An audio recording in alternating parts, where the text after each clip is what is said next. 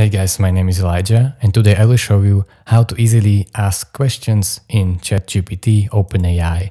So it's very simple guys, make sure you are logged into your account in chatopenai.com and now you have to click on this send a message text and basically ask a question. So let's say, how old is Leonardo DiCaprio? Question mark. Then press enter and OpenAI ChatGPT will just write what she thinks and what she knows. And here you can see it picked this important information in this left corner, as you can see, 46 years old. And it also gives you some other informations if you are interested in it. So let's say I want to ask another question. How long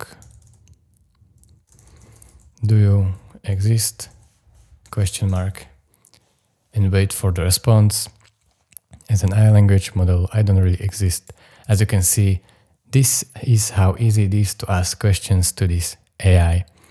If you want to know how to log into your AI account, into your ChatGPT account, then you check out my other tutorials in this playlist. Thank you all for watching. Hope this was helpful to you. If it was, consider subscribing and liking this video, and I will see you in the next one. Bye.